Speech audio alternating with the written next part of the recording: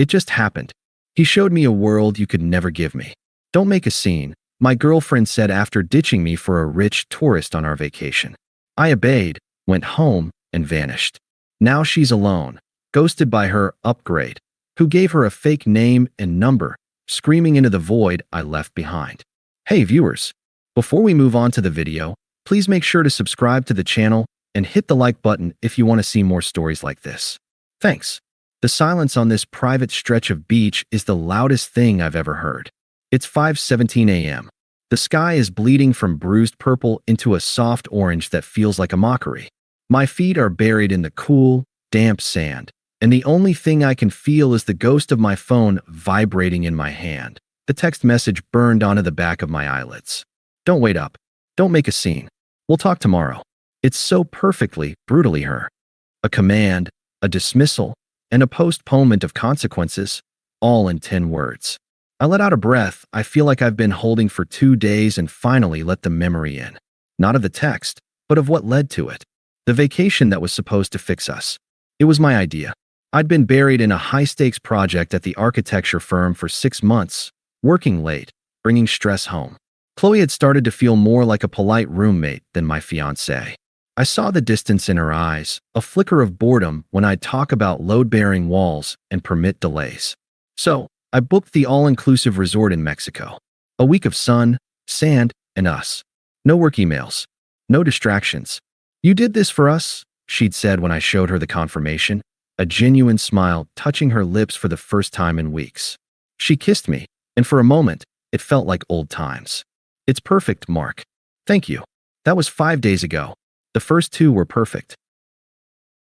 We swam, we drank overpriced cocktails, we made love with the balcony doors open to the sound of the ocean. I felt the knot in my chest loosening. This was working. Then, on day 3, we met Liam. He was at the swim-up bar, the center of a small orbit of people. Tanned, expensively groomed, with the easy, loud confidence of someone who's never been told no. We swam up to order drinks, and he immediately locked onto Chloe.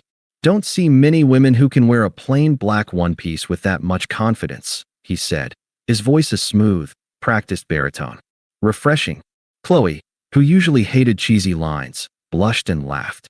Well, thank you. Liam, he said, extending a hand. He didn't even look at me. And you are a vision that just improved this entire resort's Yelp rating. That was his thing. Everything was a commodity, a rating, a transaction. He was in venture capital, which, after 20 minutes, seemed to mean he talked a lot about crypto and his network, and very little about anything tangible. But Chloe was mesmerized.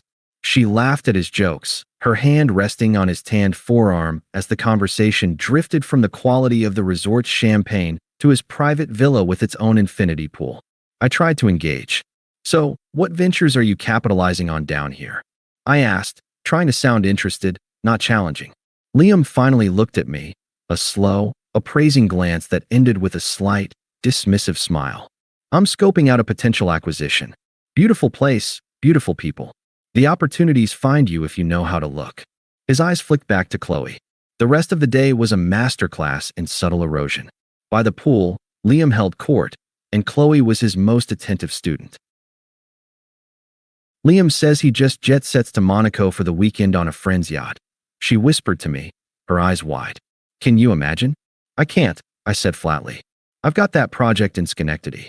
She sighed, a soft, disappointed sound. It's not about the money, Mark. It's about the energy, the spontaneity. That word, energy.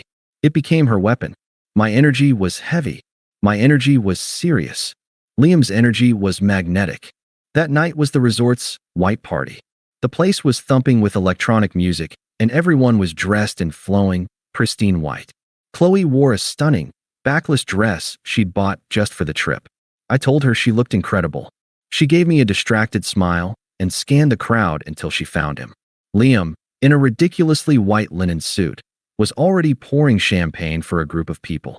He saw her, raised a glass, and she was pulled into his orbit as if by a physical force. I watched from a table, nursing a beer. I watched him whisper in her ear. I watched her throw her head back and laugh, a real, unforced laugh I hadn't heard in months. I watched his hand find the small of her bare back, a possessive, intimate gesture. She didn't flinch. She leaned into it. The slow burn of anger and humiliation finally boiled over. I walked over, the music pounding in my chest. "Chloe," I said, my voice tighter than I intended. "Can I talk to you for a second?" She turned, her eyes slightly glazed from champagne and adoration. "What is it, Mark?" "Over here," I said, gesturing away from the crowd. She rolled her eyes, but followed me a few steps. "God, can you just relax? We're on vacation. Don't be so boring." The word hit me like a slap. Boring. The antithesis of everything Liam represented. "I'm not being boring, Chloe. I'm being your boyfriend," I said, keeping my voice low. "The way he's touching you, this is disrespectful. To me. To us." She looked at me with a mixture of pity and contempt. "He's just a fun guy, Mark. He's not heavy like you. He's just alive." She shrugged, a delicate, infuriating motion. "Don't be so serious." She turned her back on me and walked over to Liam, who smirked at me over her shoulder before she pulled him onto the dance floor.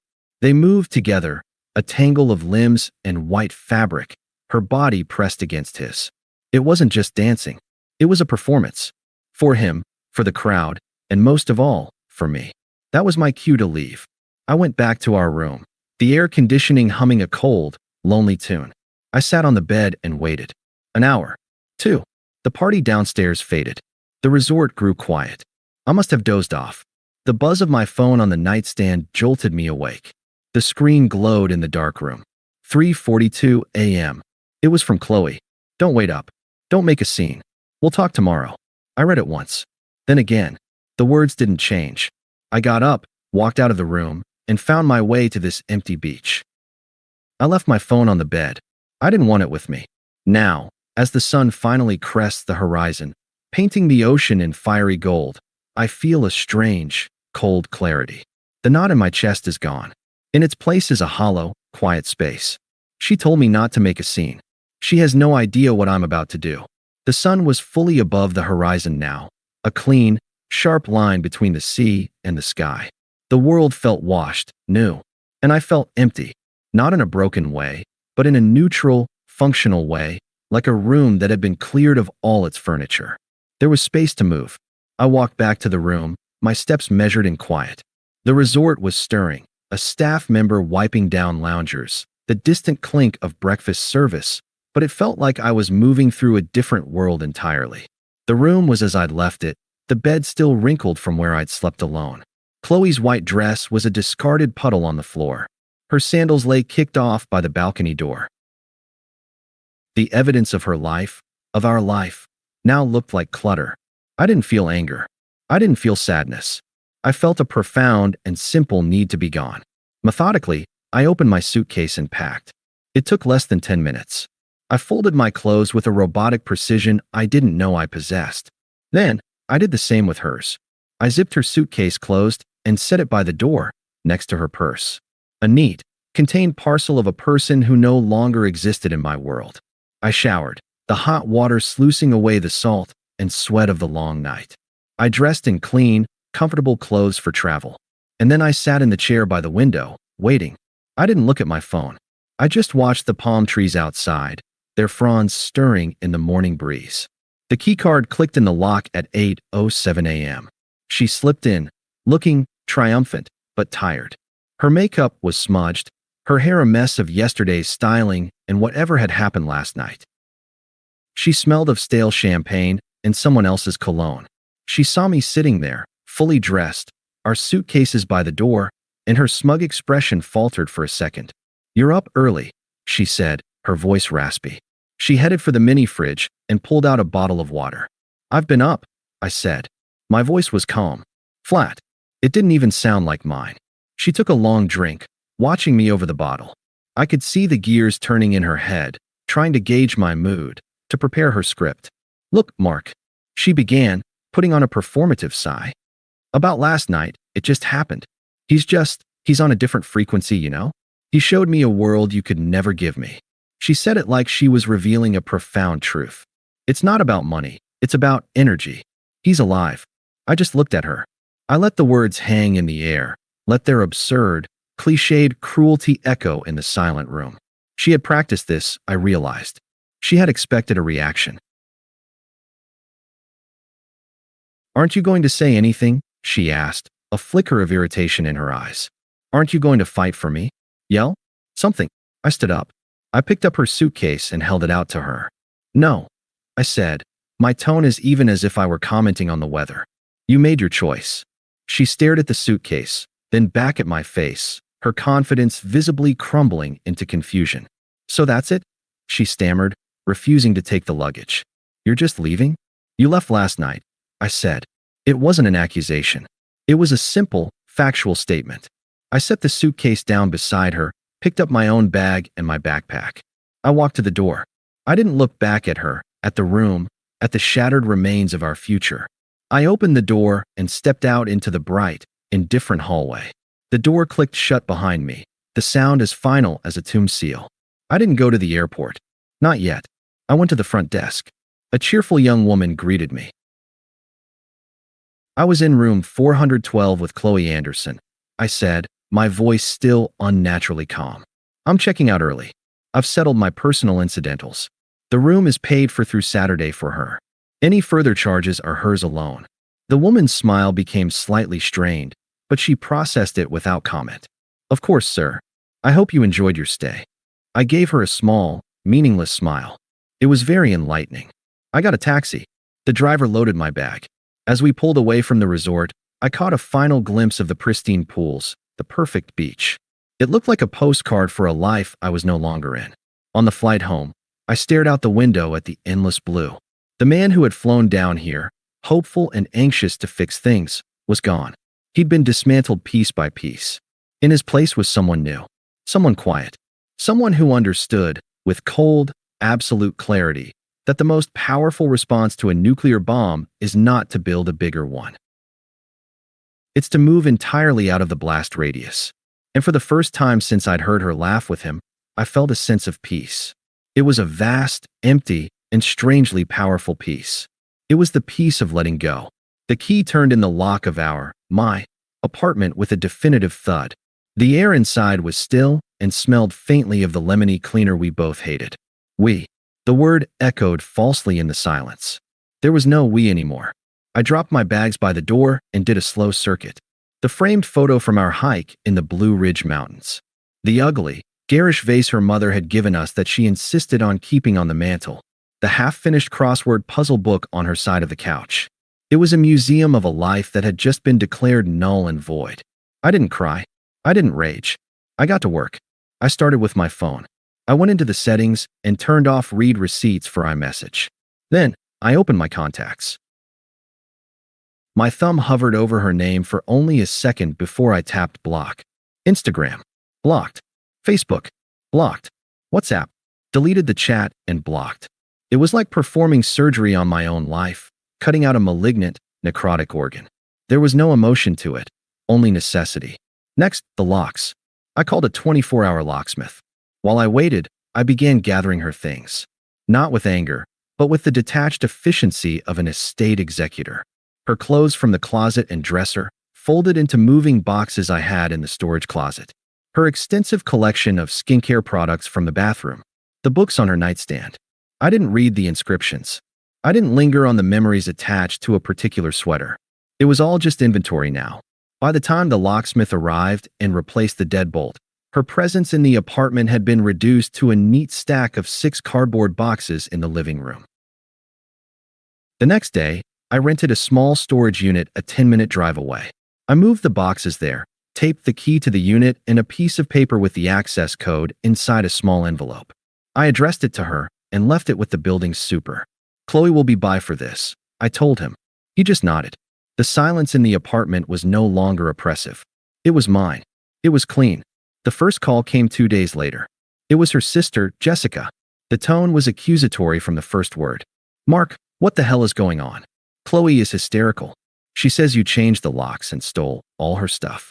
I took a slow breath, my voice level. "Jessica, her things are in a storage unit. The information is with the super. As for what's going on, that's Chloe's story to tell. I don't have anything to add. She said you abandoned her in Mexico. Who does that?" "She's right," I said calmly. "I did leave. And I'm sure she can explain exactly why. Have a good day, Jessica." I ended the call and blocked the number. A day after that, it was her mother. Mark, dear, we're all so worried. This is so unlike you. Can't we just talk this through? Couples have spats. This wasn't a spat, Carol. I said, my tone polite but firm. The relationship is over. I'm not interested in discussing it further. Please don't call this number again. Click. Block. Their voices were like faint, irritating static from a radio station I no longer listened to. They held no power over the quiet certainty that had settled in my bones. With the external noise muted, I began to build. My life became a simple, purposeful trinity: my body, my mind, my work. I joined a gym. Not the overpriced boutique one Chloe liked, but a no-frills, iron-and-sweat warehouse of a place. I went every day after work. The burn in my muscles, the gasp for air after a set of deadlifts. It was a pain I could understand and master. It scrubbed the lingering psychic residue from my system. I dug out my old acoustic guitar, its case dusty from neglect.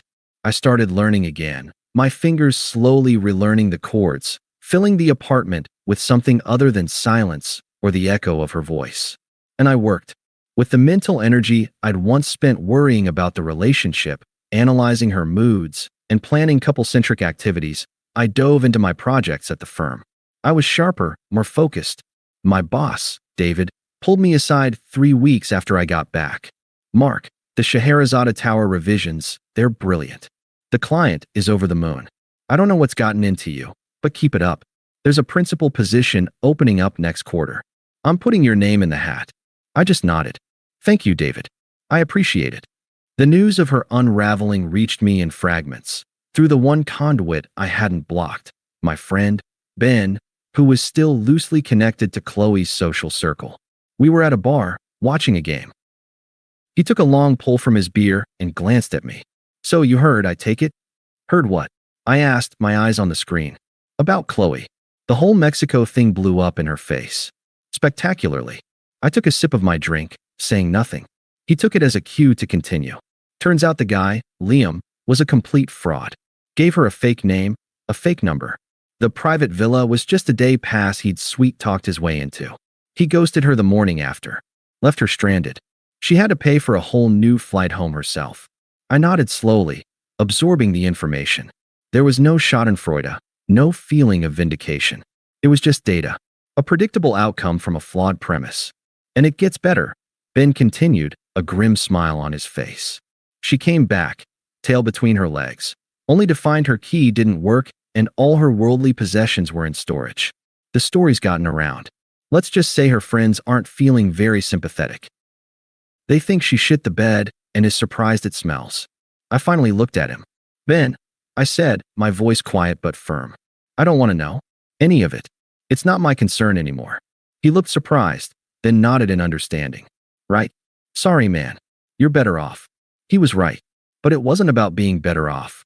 It was about being elsewhere entirely. While her world was collapsing into the drama and consequences she had created, mine was being built on a foundation of quiet, deliberate action. The two realities were no longer connected. The bridge was burned, and I wasn't even looking back at the smoke. The peace held for a month. A solid, uninterrupted 30 days of routine, progress, and silence. I was in the best shape of my life. My work was receiving accolades, and the empty space in my apartment had been filled with a sense of self-possession I hadn't known was possible. The first breach was a text. I was reviewing blueprints at my kitchen table, the phone face down beside me. It buzzed. I flipped it over. Unknown number. Mark, it's Chloe. I'm back. We need to talk. I made a huge mistake. I read the words. I felt nothing. No lurch in my stomach. No quickening of my pulse.